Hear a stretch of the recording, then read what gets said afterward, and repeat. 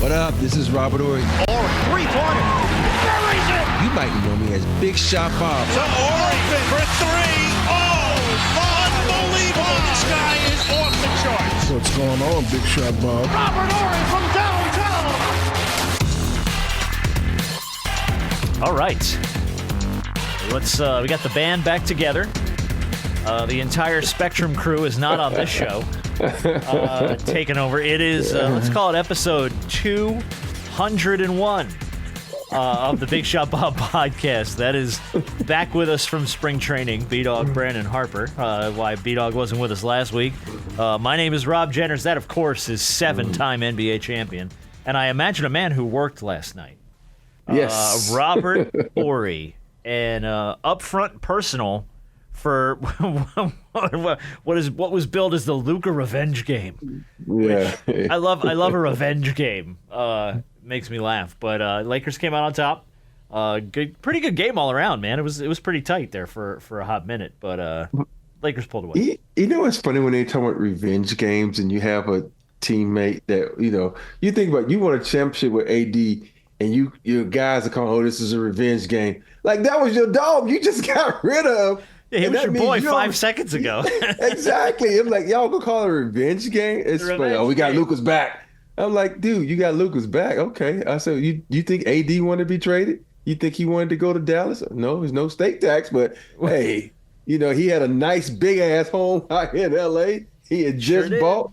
Everybody talking about Luka's home, but shit, AD just bought 1 too last year. So, and we talked about it too because we were wondering if he was going to be healthy for this game, and AD still on the bench, for the Mavs. If he would have been healthy, I don't know now. Yeah, it might have been a different game. But you get a chance to kind of maybe see what they might look like at full strength if they get some pieces back. They've had a bunch of people hurt, haven't they? Yeah, they got like 3-4 people out last night, including AD. So, hey, PJ Washington played, but he looked like he was out. He was like, I think he was 0 for 10. So he had a good night. Luka got the triple double. He looked at the Mavs bench at one point and went, "What's up, motherfuckers?" And just kind of gave him the Pat Bev. I'll tell you the behind the back, over his shoulder pass to AR. Yeah, dude, that was one of the better.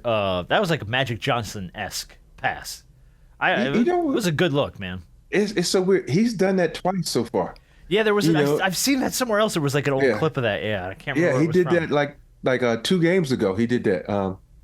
Was it? So I thought it was older than that. No, it was I didn't realize he was already with LA. Okay. Yeah. But the crazy part about that is, everybody looks at the pass for Luka, but the fact that it was AR who was smart enough to get to his position in a hurry. A lot of guys now, they kind of like waltz out there, and when you're playing with Luka, you don't know when the pass is gonna come, but you got to be ready. And the pass came because Luka's a late passer, because by the time he gets to the hole, the defense collapsed and they don't think about staying home. So they collapsed and they found AR. And it's funny how, motherfuckers, you just played with this dude. You know how he operates, and yet you fell for it. He fell for the banana in the tailpipe. Yep. I ain't falling for no banana in my tailpipe, man. Yeah, a lot of this I'm gonna have to, with this whole Luka trade to LA, and I know that it's still new, and he still got to get acclimated. As seismic as a move as this was, I was excited about it, but then I'm still on the fence about it because I know how dynamic of a player Luka is. But I guess when you've had guys like Kobe, you've had guys like LeBron, and and I'm not saying Luka's not a dynamic player, he's only 25. But when you gotta have a guy like that who has all those all-NBAs, but then you still worry about him defensively, there's just certain areas of his game where I'm just kind of like, I know he's the future of this team now, but I'm like, But he's been a defensive liability for his entire time in the league. But that's not why you went and got him. No, but my thing is, it's still something to me when you put on that Laker jersey. They expect more from you than what Dallas is going to expect. They expect more from you than what any other jersey you can put on, even New York, because New York is just a grimy city. They haven't won anything in any recent history. They can't beat a top 5 team right now. Like- They're 0-7 against top Like 5 teams. my parents were still in high school when they won a title, or middle school. One of them. I don't like aging them, but they old. So Well done. it's just that's how long it's been. So New York is just New York because it's a big market. But when you put that Laker jersey on, there's a level of expectation. And even though he's getting acclimated and eventually this honeymoon phase is going to wear off. And Rob Pelinka's going to have to put this thing together if he's the one that's still there to put it together. And surround him with things. And defense is effort. Luka's going to have to exert more effort on the defensive end if you're going to be the face of that organization. What you did in Dallas and everything was cool. I want to see you exert more effort on the defense, and you can do it. You just choose not to. He's chosen not to. It's so funny. JJ came on after the game and said, Luka had 3 steals or 2 steals and 2 blocks. That technically ain't defense because the stats don't show you, the dude threw the ball out of bounds and came back to you. That's a fucking steal. I'll count it. Count it. You go count it. First team all defense. Let's go. Man, it was a crucial play in the game where Luka, they blew by Luka so fast. And the bad part about this, you had LeBron on the weak side. LeBron looked at like, no shit, well, you're going to lay this bitch up. But it's a difference when you have Dodo and you have Vando because they're more active than LeBron on weak side. They helped him out so many times when they got over there and the offense had to pick the ball up. And see, to me, I totally agree with you, dude. That's what I've been harping on. I even said it on the show. I said, one game don't make me a believer. They said, are you being bad cop? Right? Like, no, I'm just, hey, dude, one game don't make me a believer. If you saw my highlights out of one of my good games, I'm the greatest player ever. So take that from me. So you got to give me more than just one game. You've had one good game, and that was against Denver. Think about it. Even though he had a triple-double, he shot the ball poorly. They was playing a depleted Mavs. And then I circle back to when you lost to the freaking Charlotte Hornets, who everybody since they beat you have been beating them by 40 points. Yeah. So I'm still waiting. I'm still waiting, because they're going to have to stay healthy. And like I said before, I'm not taking anything away from Luka, but when you make a trade like this, you're not just looking at this year. You're looking at 5 years down the line. You're looking at a 25-year-old, 5-time All-NBA, 5-time All-Star, all those accolades that come with who he is. You're going to start looking at things, and, he's a bad shot taker. There are times when Luka will step back and shoot a 3. I'm like, dog. It's not even that. It ain't even like you got a quick release. It's a slow release. And so my thing is, it's not only is it a bad shot quite a few of the times, I'm like, why are you taking that shot? Yeah. And we've seen it all through, and it frustrates you even more now because he's one of the Lakers jerseys. I'm like, this is what we're going to see for the next 5 years. I'm not saying you can't win with him. What I'm saying is there are things that he needs to work on as a player that he did not have to do in Dallas that he better start doing in L.A. if you want those L.A. fans to get behind you. It's a different beast now. Yeah. Well, I think, too, when is the honeymoon phase over? You know what I mean? Because right now I feel like you're going to get a little – whether you like what you get out of him or not, you're probably going to get a little extra out of him. And the story today was out of Dallas was the whole – the organization was concerned that Luka had a taste for beer and hookah. They come out with a new problem here. Every day there's a new story about why they got rid of him. But yeah, today it was beer and hookah. Tomorrow it's going to be he wiped from front to back instead of back to front. Listen, man. Come on, man. Now y'all got a problem the way he go to the bathroom. Like, why you in the bathroom watching him in the first place? How you know all that information? But the point being, at what point, if whatever he's doing to button himself up in any way right now, because he looks a little trim. He looks a little trimmer. We'll give him that. Whatever he's doing to button himself up, how long before he gets a little too cozy, gets a little comfy, and decides to kind of slip back into old habits, right? Because isn't that the MO for like everything in life? Like you start something new and you're like, I'm gonna do this right. I'm gonna work out and do my push-ups every day, and then you get a month in and you're like, man, I'm tired. Not in L.A. Not in L.A. Yeah. They will want to run your ass up out of there quick. But it's funny, and the thing about it is like you think about Dallas, when he was in Dallas, no matter what the Cowboys do, they're always going to be first fiddle. in that city. Yeah. So Luka he didn't have to have the pressure on to win the championship. Now you come out here in LA, even though it's like 40 damn different type of teams out here, there's a different type of shine. The LA shine is like the Dallas Cowboy shine. And I think he's gonna understand that when he get out here, like, oh shit, I gotta be on point. Because I say it all the time, it was a different pressure playing for the fucking Lakers compared to the Rockets and the Spurs. Even though you wanted to go out and do well, there are more eyes on you. You got to think about it. It's even more eyes compared to when I played because we didn't have the streaming systems that they have. You didn't have the Laker brand. And you weren't playing, even though I was playing alongside the two greatest at the time, you're playing at one of the greatest of all time. And so that spotlight's on you. So you think you got talked about in Dallas for fucking up. Shit. You think about it. You look at ESPN, they talk about the damn Lakers constantly. Oh, nonstop. So Luka, you're gonna have to say, okay, I got to get in shape. They even get on my nerves talking about them as much as they do, and I'm a fan of the team. So what that tell you? I like Look, I'm just when they made this trade, it was hard for me not to look seasons down the line because when you make a trade like this for a perennial superstar at the age that he is, it's hard for you. Okay, you trade him at the trade deadline or in the middle of the season around the trade deadline. This season's cooked. You just want him to get acclimated the rest of the season.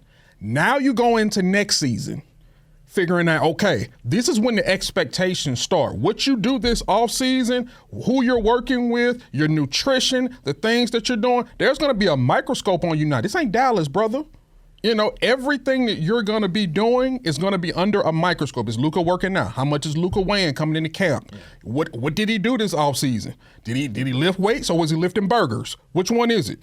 The minute he's at a hookah bar, paparazzi everywhere.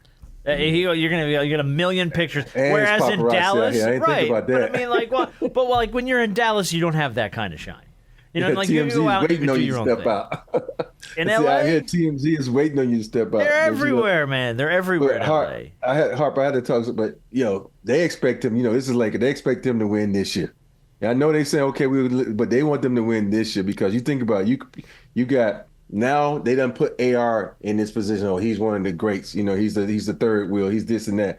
So they think they got a big three.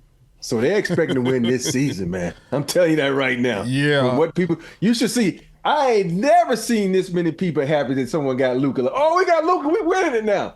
Like, did Luka fucking win where he was at? So calm down. Got him there. He was there. He got him there. Hey, he got him there, but hey, getting there. You're right. I said it again. You're right. It's like going to the prom with the pretty girl, and she leaves with the football player.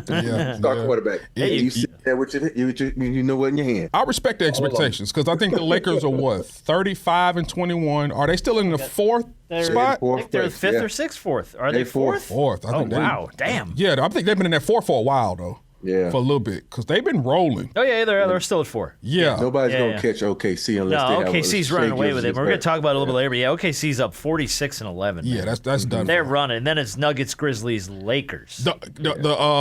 They got the West on lock. The Cavs got the East on lock. As far as they got about the same record as OKC. Man. Yeah, now it's closer in the East with the Cavs and the Celtics. But I mean, if the Cavs are playing like they did last night versus Orlando when they beat them by 40, it really is not going to matter. They're going to solidify the number 1 seed.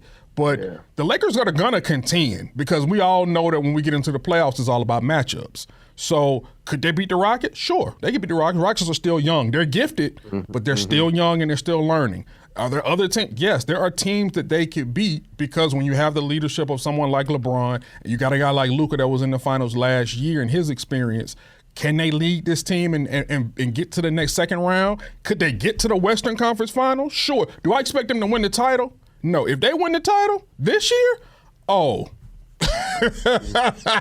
if they win the title this year, they're trading Anthony Davis? Oh, they're going to kill Nico Harrison for the rest of his life, man. For the rest of his national. They're going to need more protection around him than the president. But it's funny though. It'd be like when people say, "See what Luka did?" No, motherfucker, it ain't Luka's LeBron. It's all the other people. I hate. No, we don't give credit to LeBron James for nothing. Shut up. No, I'm not saying that. I'm just saying if they win a championship, everybody gonna be looking at, oh, it was Luka that won a championship. No, it was. Yeah. I know. I'm not saying that. Not you. I'm talking about the masses who all the people in Dallas. I'm going to speak for the masses. Yeah. And I'm so pissed off at these fucking fans in Dallas, man. You fucking don't talk about someone's kids. You don't threaten someone's kids.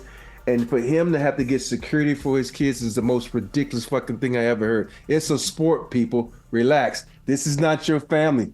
Leave it alone. And when you want to threaten someone else's family, how would you feel if you fuck up at your job? I ain't calling what he did to fuck up, and someone started threatening your kids. These are some silly ass fans sometimes. Well, what did we say last time? Well, I think we spoke about this last time when it comes to the concept of what fan is short for. That fanatic, we talked about it, there's no logic in this thing. You traded away you can't tell some folk that Luka is not a part of their family. They probably photoshopped Luka in their graduation picture, standing right next to their mama and on the other side of their daddy. Went to the beach with Luka this summer. Yeah. You know how, like, if you go into some, and Jenners, you may not know, but like in some black households, Obama is in people's photos.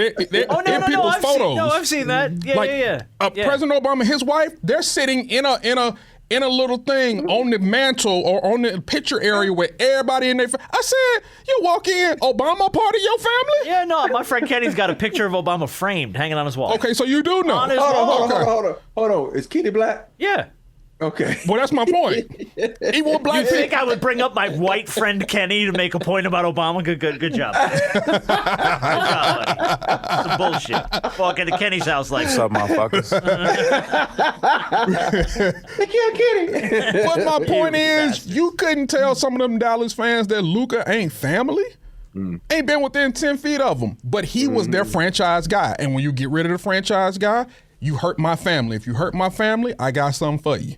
And that's how some of them think. It's sick. And the fact that he has to have this level of security, not only for him, that's one thing, but for his children. Yeah. Kids ain't got nothing to do with the trade, dog. And I'm not defending the behavior. No. But I will say this. There was, for God, how long was he there? 5 years? 4 years? How long was he in Dallas? 6. Was it 6? Okay. Yeah. 6 years. For the last 5-6 years, it has been nothing but, to an extent at least, in Dallas and Atlanta, who won the Luka Trae Young thing. And Luka has come out on top every time around. And Dallas has spent the better part of 5 or 6 years patting themselves on the back for being smart enough to hang on to Luka Doncic. Oh, and Luka's the guy. And then Mark Cuban built him up like the next Dirk Nowitzki. He's going to be the savior of the town. He's going to be the guy that gets us there. We're going to give him Kyrie Irving. We're going to put pieces around him, and he's going to get us there. And they spent a very fat chunk of time over the last several years building him up to be like the savior of Dallas basketball. So for Mark Cuban to sell the team and then him to immediately get traded, everyone feels like they've been fed a lie. Everyone feels like they were fed a story that got pulled out from under them very quickly. Does it justify the bullshit they're doing? Of course not. No, not in a million years. But I feel like that's what's boiled them up to a fever pitch. And maybe I'm off base. Maybe I'm totally wrong. But I feel like that's what got him there because it's been this. There's pictures of his ass in the airport. Yeah. They've been taking down pictures of Luka Doncic in the fucking Dallas airport for the last 3 weeks. I mean, they did the same thing with LeBron when he left Cleveland the first time. You know, they had that big mural on the side of the arena in downtown. As quickly as it went up, you saw them quickly take it down. How many times did we see a player get traded, people burning their jerseys? LeBron? I mean, yeah, it happens. It happens all the time. Now, it's gone too far with, like, to Rob's point. You don't bring people's families into shit. And that we've seen this happen before in sports, right? Kicker misses a field goal in a big game. They start going after his kids at school. It's nonsense. It's bullshit. You should never do it. It's beyond it's grown stupid. folks that are fucking cowards. That's what it is. It really is because it's like it's keyboard muscles. You know what I mean? Like, I can say whatever I want online, therefore I'm justified. No, shut up. Stop. They're people. We're all people. But yeah, all right. So I had to get your take on the revenge game. Revenge. We didn't. It happened right after we taped episode 200. By the way, Wemby out for the season. Yeah, that sucks. I think it happened like we posted that show like Wednesday night and Thursday. Here we go, bang! Wemby out for the year. Deep vein thrombosis. They found a blood clot in his shoulder after the All-Star game. Have you ever had to deal with anything like that? Because no, I know it's a scary thing because I know a lot of different players that had that because it's the black clot when it's the ability to travel. And you think about when you working out, your blood's flowing a little bit faster, so that thing can travel fast on you. So you got to be very, very calm and you got to be monitored all the time. So that's a really scary thing, man, because you don't know how long that blood clot's gonna last. And then when they put you on medication, like blood thinners, you can't even cut yourself because you might bleed out. I'm on blood thinners. I'm well aware. Yeah. So try shaving. Hey, my beard be long and been hard. Dude, I nick myself shaving. My wife thinks I've been murdered. It's just like no.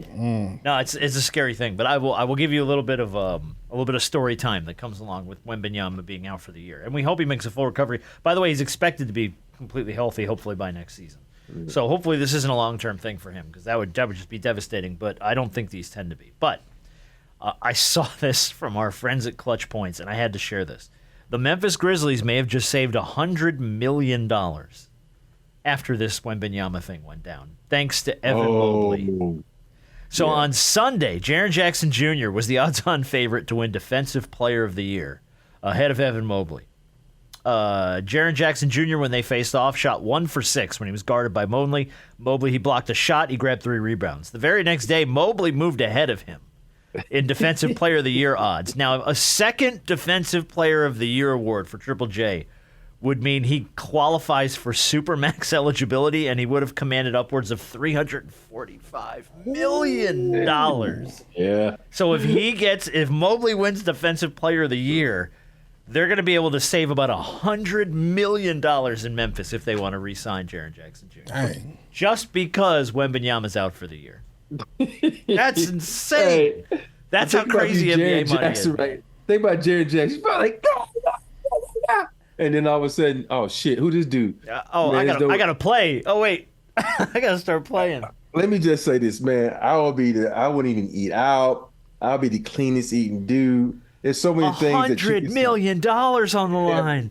I'm telling Coach, don't you fucking take me out this game. I'm not coming out the game. I'm going out there. I'm playing so fucking hard. You can sit me after at least 5 blocks. Once I get to 5 blocks, you can sit me down. But aside from that, no. Man, you talk about that's a lot of bread. Dude, $100 million on the line for him. So yeah, I think you're going to see Triple J playing out of his mind defensively the last month or so of the season. The funny part, he got chances. One game he got chances. Make up that. Oh no, he could, but. That's some serious money, though. Holy crap! That's some dollar bill, y'all. Speaking of money, it looks like Naz Reid's looking for some. There's all these reports this week that shut up! So my watch is beeping at me. There's all these reports from Jake Fisher is reporting it that he's going to move out of his deal, man. Reid's the league's reigning 6th man of the year for a few more months. Possesses a $15 million player option for 25 and 26. But it's looking like he's going to opt out of that and look for some free agency. Spurs, Cavs, and Mavericks are the betting favorites right now. You know what?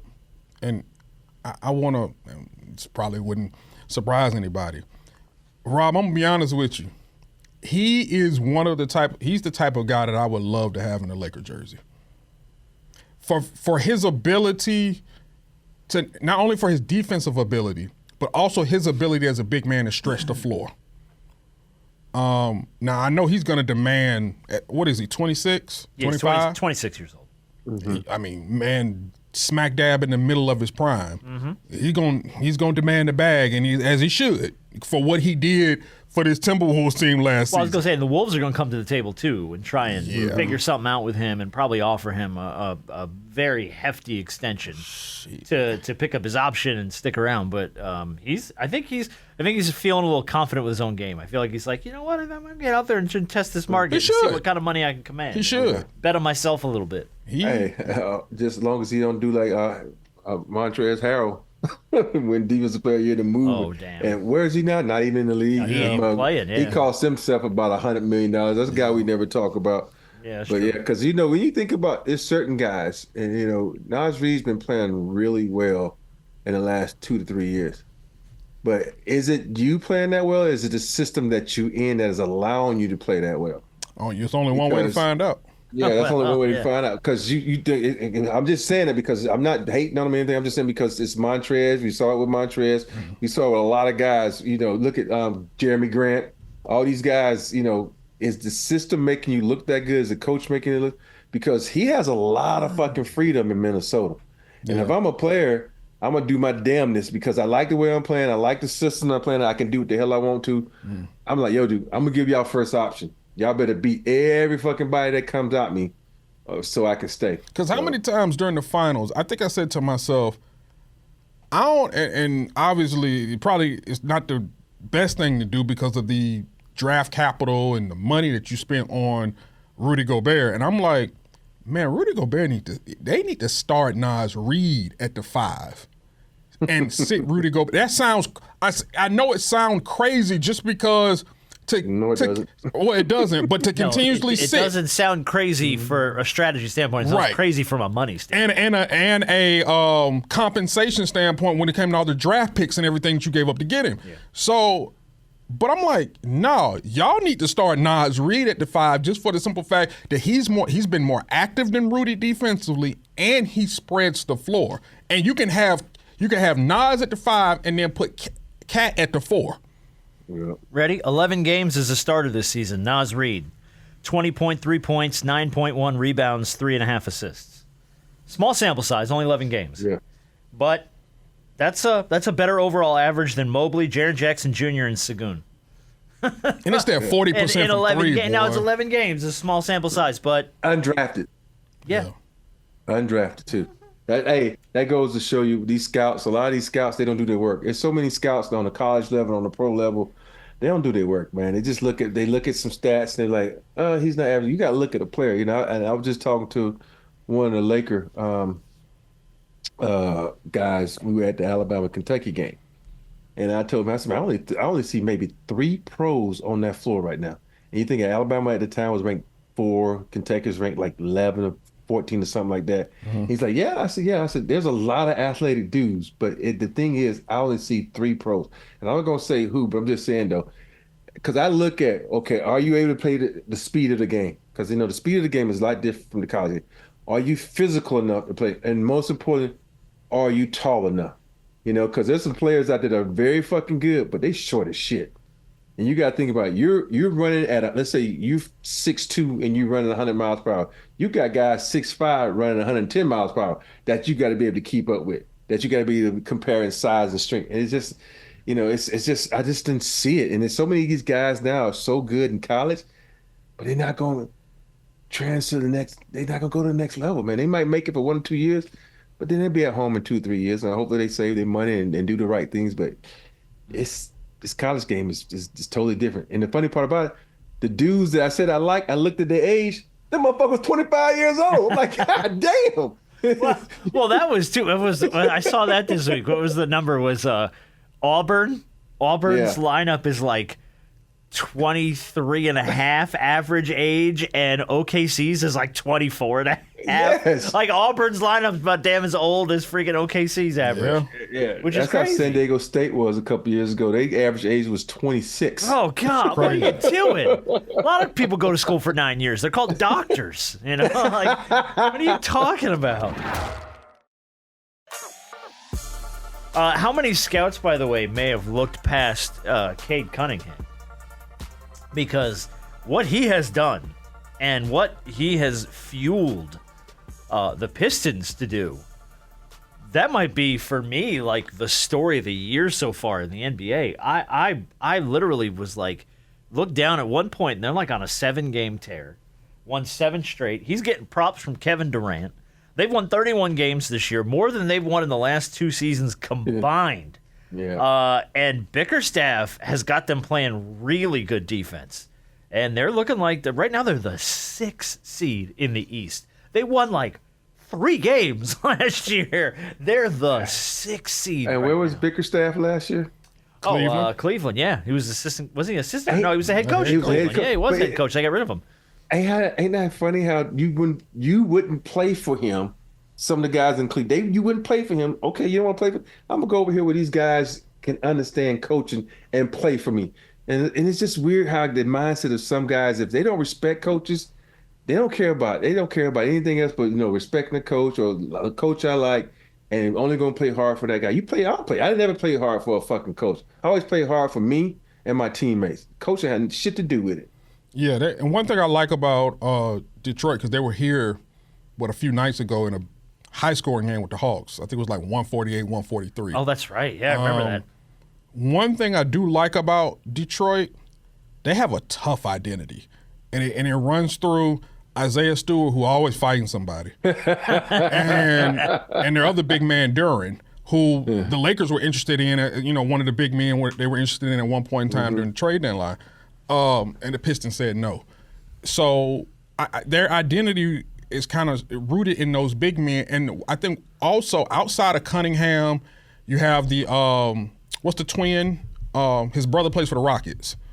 Amir. Yeah, I think it's because the other name is Amin. Amin, yeah. What's that last name? I forget that last name. But he's coming to his own, and he's starting to really develop. But the two players that I think really kind of elevate them, and ever since this guy took off a Laker jersey, he didn't got his powers back, and that's Malik Beasley. He is one of the best shooters in all of basketball. Him and Tim Hardaway Jr. Those two, when I saw them when they were here in Atlanta, and the way they were shooting the ball, I said, yeah. The way that they can get to the basket and kick, the way they can get to the basket and kick out, and the toughness from the interior of their defense from those big men, they have a tough idea. As they continue to develop that team, and they can keep them together, that team won't have much of a weakness. Amir Thompson, that's right. Mm-hmm. So, and then they got a backup point guard getting Dennis Schroeder again. Yeah. Schroeder, back in. Can I ask you a question? And I might be off base because you just said you never played hard for a coach. You played hard for yourself and your teammates. Is any of this an indictment of Monty Williams? The way they're playing this year versus what? No. I mean, they looked last season. They looked dead in the water. They looked like it was going to be like rip the whole thing down, burn down the stadium, start over. Well, you think and now here they are. They added Beasley. They added some veteran leadership in Tobias Harris. So, and then the Thompson guy is playing a lot better. You got to think those three things can change the outcome of a team because now you got a guy who's coming down. And plus, my smartness from my rookie year to my third year in the league had increased. With Cade Cunningham, he's gotten smarter and he's gotten better. And he understands who he is and he's taking advantage of the opportunities. And for me, it has nothing to do with coach. It has to do with maturity and the right pieces. So I guarantee you put Monty in this position, he probably will still have the same record. It's just timing. Everything is timing. You look at Coach, what's his name, Cap for Golden State. He had Steve that team. Kerr. No, the other one before that. Think about it. Oh, you're talking Mark Jackson. Mark Jackson. Oh. 1 year away from championship. You know what I mean? It's all about timing. Look at this year. It's about you look at what JJ's did compared to, the last coach. It's like it's all about timing. AR is playing way better than he played last year. Rudy Hachimura is playing way better than he played. It's all about timing. Yeah. But I know people can say, well, they're playing that way because the coach put them in that position. They're running the same fucking offense as everybody does in the NBA. It ain't nothing fucking change. What kind of, and I don't want to take anything away from the coaching, but because we've made that point, it kind of falls in line with the thing that Shaq always says about coaching. It just don't matter. I mean, not that it doesn't matter, but we got to go out there and play. We got to go out there and make our coach look good by executing. Because if shots fall and we execute, guess what? Your coach is always going to look good. If your shots ain't falling, you're not executing, guess whose head is on the chopping block first? The coach. Mm-hmm. So, I mean, at the end of the day, it does matter, because I can't say that Kenny Atkinson is not making some form of a difference in Cleveland, but like you said, those guys have another year under their belt. And when you have a guy like Donovan Mitchell and Darius Garland is taking the next step, Evan Mobley, Jared taking the next step, this is what they're supposed to look like. Yeah, that Donovan, but you got to understand, Donovan Mitchell did not want to play for him, so it makes a big difference in that situation. Yeah, I guess that's true. Well, I mean, speaking of timing, it goes both ways, right? So you get your good timing. Maybe you don't have your bad timing as well.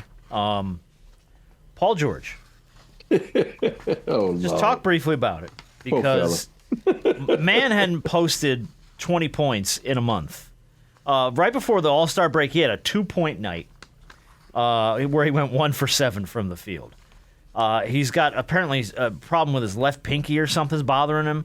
Now you are doing this whole thing where you got 2 of your biggest stars, 2 of them in Embiid and Paul George, that you just kind of have to hope they get better.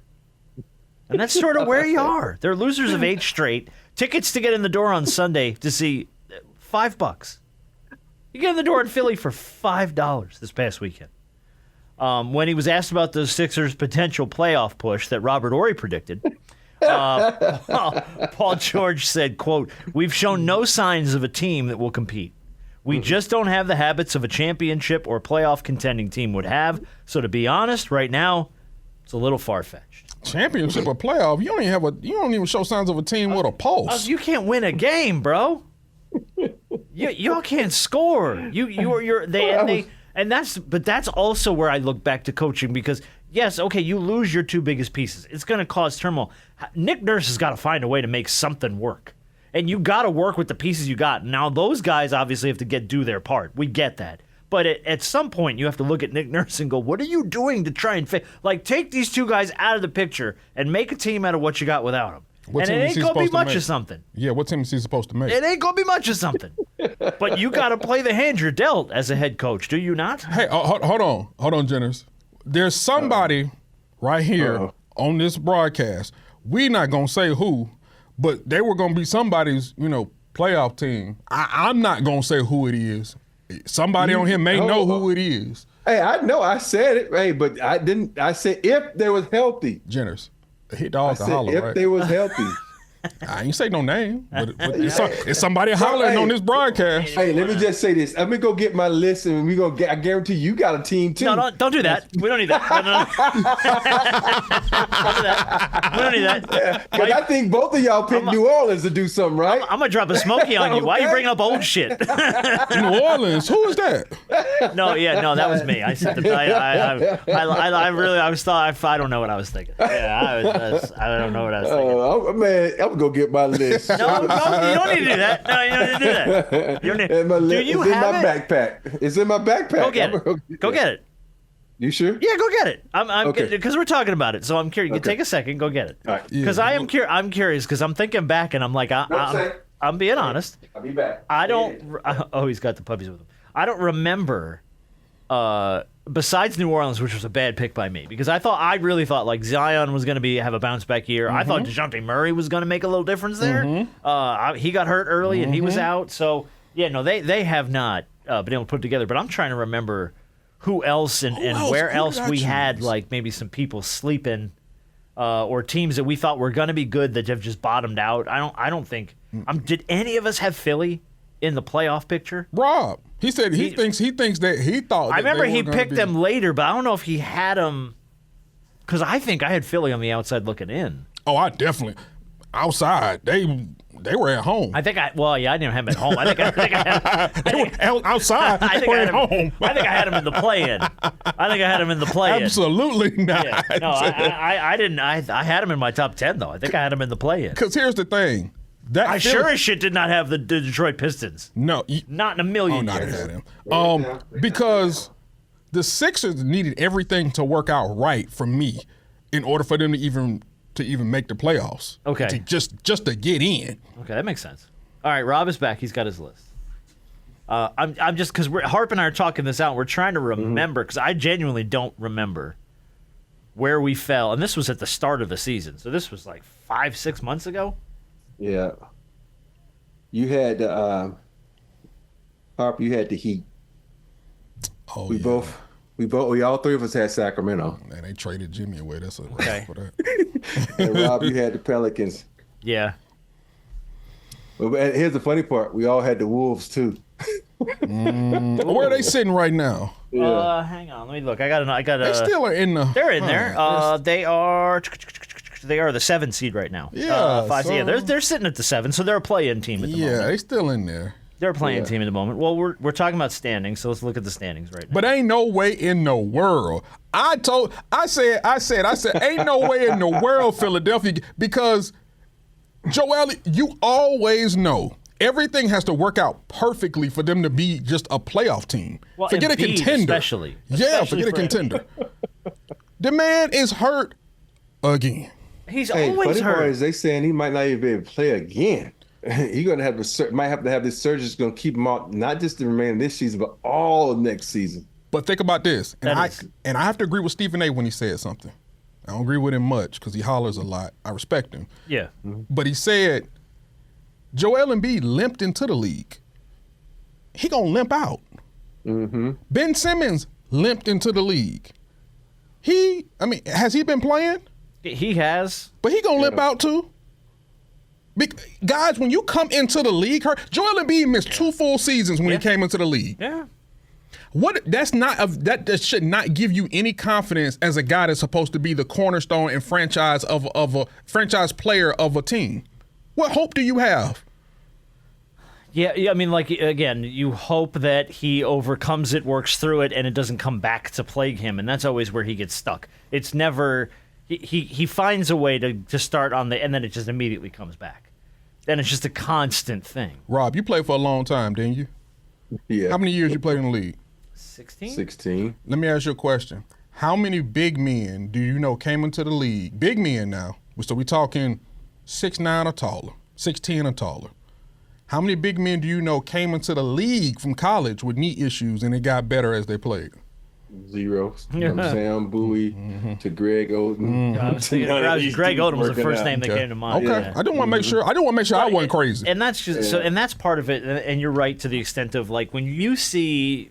I'm going to use Shaquille as an example. When he got hurt toward the end of his career, he was never the same, and he was always hurt. Yeah. And I feel like when you're that kind of a player, when you're a 4 or a 5, a true 4 or 5, and you're a big dude, and you're putting on that muscle and that weight, and that's where I worry about Zion a lot. Is when you're hurt, and it's hard to ever reach a point where you're like, oh no, I had like a good 5-6 season stretch where nothing came back to plague me, because it feels like those types of guys, those big dudes, when they're hurt, they're hurt. That's it. But Zion there is a quote out there saying that he's the lightest he's ever been. He said he's lighter than he was when he got to the league. So that, I know that ain't saying much because he's a big dude. But at I least feel he's like trending in the right direction. and that's just right, because I feel like he probably needs to be. And he's probably been told by team physicians and his doctors are like, you have got to keep the weight off, because it's not going to help everything you're dealing with if you're heavy. All right, we talked about the standings a little bit. So we talked about the East. Cavs running away with it. Celtics right behind them. Then it goes to the Knicks, who, by the way, still remain 0-7 against top 5 teams in this league. So no matter how good the Knicks are, at some point they're going to have to beat a top team. Yeah. Behind them, the Bucks, the Pacers, the Pistons at 6. Crazy. Pistons are at 6? They're at 6. They're not even in. They're a playoff. They're a straight playoff team right now. And then your 4 play-in teams would be the Magic, the Hawks, the Heat, and the Bulls. So some of that stuff that we talked about is there. The Heat's still there. I think at one point Harp was saying the Hawks were going to be in it, be a play-in team. They're what? I think 9? you had them in the play-in. Yeah, they're sitting at 9 right now. Okay. They've had their struggles, but we'll see. Does this show you how smart we are that neither of us picked Memphis Grizzlies to be this fucking good? I know. Well, I think that we just all, and I said it early in the season, you forget what they look like when they have Ja Morant. You know what I mean? Like, you just forget. Yeah. And then he comes back and you're like, oh shit, that's right, they're really good with him. I forgot about that. And none of us picked Golden State Warriors. No, did not. Absolutely did not. And let's look at the West. OKC's running away with the West. We talked about that. Then it's Nuggets, Grizzlies, Lakers at 4, Rockets, Clippers. And then your play-ins right now are the Wolves, which I thought would be way better. The Mavericks, who I also thought would be better. The Warriors and the Kings. Yeah. So, I mean, for me, really the surprise team in here is the Pistons. Out of the whole thing. Out of the whole damn thing. Yeah. I would have bet my paycheck that the Pistons aren't even have a shot at this thing. And they're outside of the play-in at this point. And the point is, you said the Pistons and the Milwaukee Bucks will have the same exact record right now. I'd punch you in the teeth. I was like, I'm taking that bet. What are you talking about? And and the Pacers, who have sucked all year, kind of slowly crept back up in there too. Yeah, they've been like I feel like nobody is talking about the Pacers at all. And then there they are. Like, I think at the end of the day, like, you don't really worry about the Pacers. Yeah, but they're sitting at the 5 seed right now, quietly, very quietly. If the playoffs start, they play the Bucks, and we don't worry about that. The Bucks are gonna beat them. You'd imagine, but I think Bucks made a big mistake when they got rid of Chris Middleton. Chris Middleton, yeah. I thought the same thing. Moving on, he's a totally different. He was such a great player. piece for them, man. Yeah, And I think the injuries that he just kept getting, he couldn't stay on the floor. So I guess they got tired of that. They didn't want to wait on him to get healthy. So, but man, we saw firsthand what he did to the Hawks in that series. Man, when Giannis was kind of slow a little bit from dealing with, and then man, he was an assassin. Yeah, he just cut him up. All right, let's do Big Shot of the Week, and then we're going to play it. Rob wanted it last week. We're going to play it this week. We got Black Crime or White Crime. Yeah. Rob was asking for it like on the fly last week with 84 people on the show. Yeah, well, hold on. How many people were on the show? Because we had a bunch of white folks on the show. I know. It would have been fun. You know what we'll do next time we do this? We should invite as many of the crew back that want to play as possible. Yes. So we had, let me see. We had, I asked for James Worthy. That's all. I was like, episode 200, give me James Worthy. Rob just forwarded the Zoom link to the group chat and was like, hey, anybody wants to join the show, just join the show. We had James Worthy. We had Allie Clifton. Really? We had Chris Geeter McGee, Mike Bresnahan. Who am I missing? PT. Who? Oh, yeah, Brad Turner. He's Brad Turner from the LA Times. Yeah, I know that. Yeah.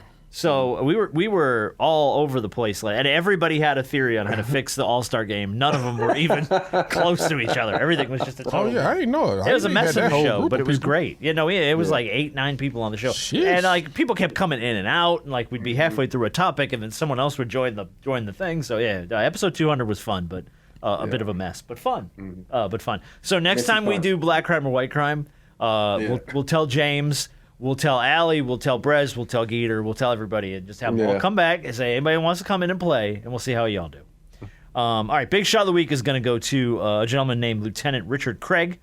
He posted a video on TikTok showing his interaction with a young man named Connor Stefanoff, who's a 20-year-old delivery driver for Rockstar Pizza in Brownsburg, Indiana, and here's why.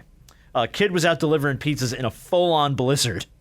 Officer Craig goes, I'm assuming you got a good tip, right? You're out here delivering pizzas in a blizzard. Connor responded, $2. Dude gave him $2 to deliver pizza. Officer Craig was like, man, I can't let that go. He slid him $15 because he had it in his pocket. But he said, I didn't want my generosity to be the end of it. So he put the kid's story out there and started a GoFundMe and said, maybe I can drum up a couple $100 from this kid who's out, 20-year-old kid, delivering pizzas out in a snowstorm. It raised over $41,000. 2,000 donors, over 41 grand.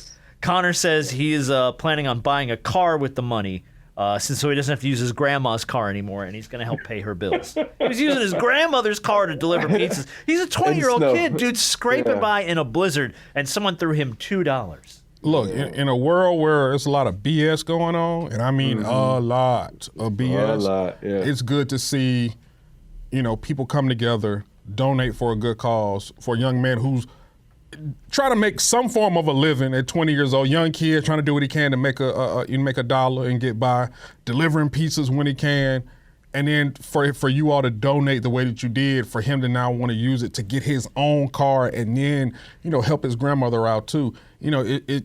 There are wonderful people in this world. Yes, man. Amongst all the crap. Which is why we do that Big Shot of the Week every week, because I just try to give myself, if anything, hope that there is still some good souls in this universe. So shout out to each one of you donors who helped towards the $41,000. And to Officer Craig, who just said, let's go ahead and start started it. And just see if it goes anywhere. If we get a couple $100 for this kid, he raised 41 grand. Sheesh. Yeah, an honest kid. And I'm glad you can get your own ride now. Yeah, for real, man. Stop borrowing grandma's car to deliver pizzas. And big ups to grandma for even letting you use your car in the snow, because I know that been my grandma. Oh, hell no, you can't use my car. Get your ass inside. You get your ass. What's up, motherfuckers? Get your ass inside. Yeah. All right. You ready for it? Let's go. We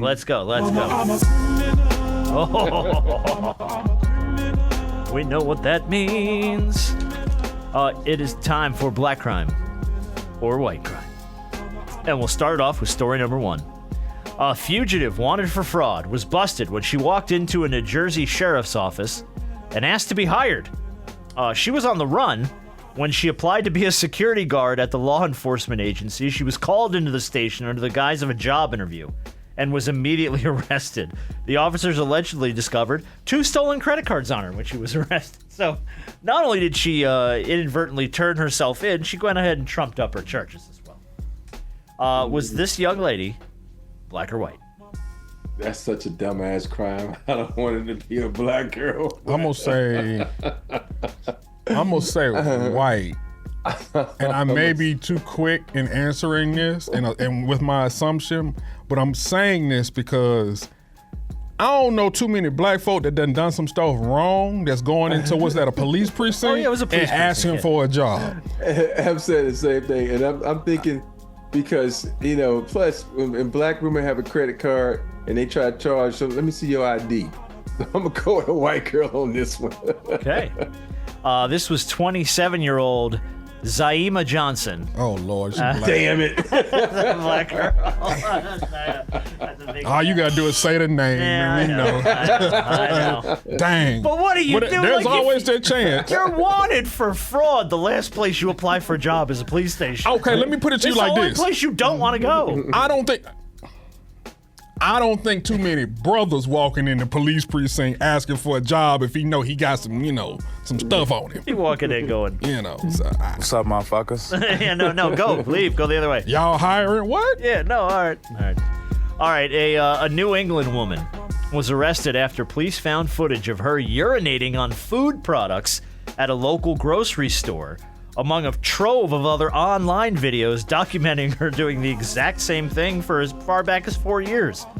This happened at, how do you pronounce the name of this store? Monadnock Food Company. Oh, shoot. Wow. It's costing the grocery store nearly $1,500 for ruined products and cleaning expenses. Police recovered multiple videos she posted online showing her peeing on produce and other surfaces dating back to 2021. Yeah. So peeing stuff and then documenting it online and getting arrested for it, black or white. Another woman, by the way. We don't get a lot of women in these. They crazy too. Yeah, I guess so. That's white. White crime. That would be a big fat point for both of you. Yeah, that was 23-year-old Kelly Tedford, white woman from New Hampshire. Yeah. I tried to avoid saying New Hampshire in the story.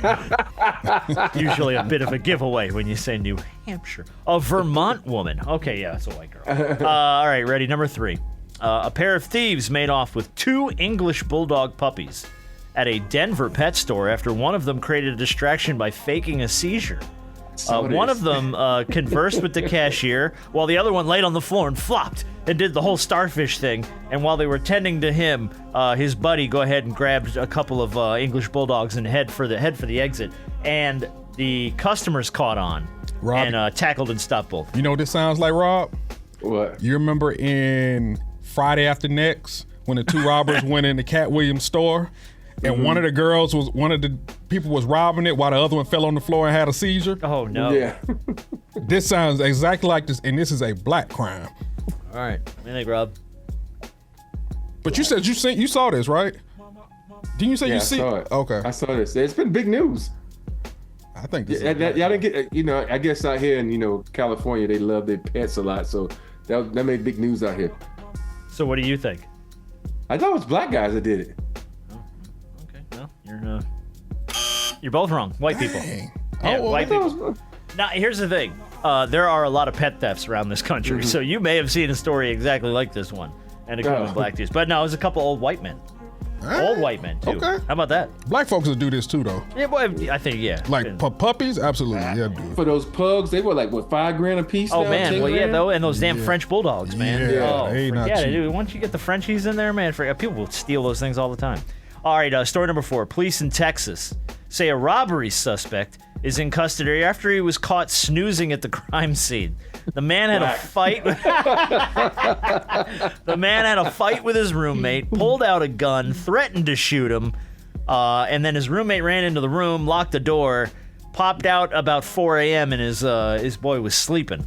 So he snuck out and went to a neighbor's apartment, called the cops. They came and arrested him, found him sleeping in the chair with the gun. Yeah, Black probably crime, white. I think I'm gonna say black. I'm gonna say black. All right, this was 20-year-old Kenyani Sadiqa. Yeah. Yeah, that was a black guy. Good job. That was a black guy. It's bad when you go, he fell asleep at the crime scene. Everybody's like, bye, guy. I'm like, what are we Because he doing on probably this show? he tired. He may have had something to eat, got the itis. He got the itis, yeah. He got the itis, yeah. He's snacking before. Yeah. All right. Story number 5. D.C. police are searching for an armed robbery. No, don't do that. I was DC. just in Washington, D.C. I There's know a it's lot of white Chocolate people. City. I know it's Chocolate City, but there's a lot of white people there. A lot of white people. I was just there this weekend. There's a lot of white people in D.C. They're searching for an armed robbery suspect who bolted from a convenience store with cash, but forgot one important thing: to pull his mask down before he committed the robbery.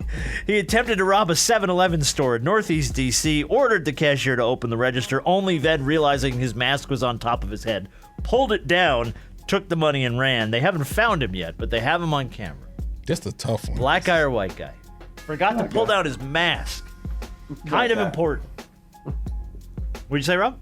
Black guy. Okay. Harp is It's deep in thought. really tough for me to get away from it being a black guy. Okay. So I'm gonna go ahead and roll with that. All right. What's up, motherfuckers? Yeah, that was a black guy. Yeah, good job. Good job. All right, you're doing good. You guys are doing good. All right, 2 to go. Number 6. A Florida man, bizarrely dressed in a Dalmatian onesie, bolted during a traffic stop that. Bolted during a traffic stop after being handcuffed on one wrist, and he remained on the lam for an entire day before being caught. FHP attempted to pull him over for reckless driving. He instead fled from the police, rammed his truck into a tree, picked a fight with a trooper, got tased, and while he was tased, they got one handcuff on him, and then he somehow shook that off and made a run for it. Where did they catch him? He went to his girlfriend's house. That's the first place they looked. They found him at his girlfriend's house with one handcuff on. Dressed like a Dalmatian. Black guy or white guy? Dressed like a Dalmatian? Dressed in a Dalmatian onesie. White. Yeah. Is it the Dalmatian onesie? I don't know what it is. That gave this one away? Because it was a white guy. Yeah. I guess I should have left out the Dalmatian onesie. I might have had a shot at it. Okay. Oh, you guys both think I have a Dalmatian onesie at home, and you are correct. No, I'm kidding. You probably do. You ain't gotta lie about it. It's okay. You don't know what freaky shit we're into. Don't judge me. That's y'all business. Y'all are married. That's y'all's business. That's why they call it doggy. Oh, sorry. Oh, all right. That was no. See, that's too far. That was way too far. Didn't have why to did go we do there. that? God damn. That's what I said. All right. Story number 7. Last one. You got Storm over here cringing now. Storm gonna bite my ass just out of principle. Just out of principle. All right, last story. A Florida woman is behind bars just days after being released on bond for drug trafficking after deputies pulled her over for a traffic stop and found intent to search her car. The intent to search her car was a bag on the front seat, said on the front of it, quote, "Definitely not a bag full of drugs." They felt the need to search that bag. Surprise, it was 100% full of drugs. Black woman, another woman, by the way. Black woman, white woman. Definitely not a bag full of drugs. That sounds like a very dry, humorous type of thing, and which is leading me to say white woman. Okay. And see, to me, that sounds like a black woman. So this is going to be the tiebreak right here. All right. This woman's name was Taryn Ackrey. Oh, she black. She was a white woman. Oh, That's going to be a W for B-Dog Brandon Harper for going with the white folks. first day back. And that's how it works, man. That's called white privilege. Hey, it is. And guess what? I don't experience none of it.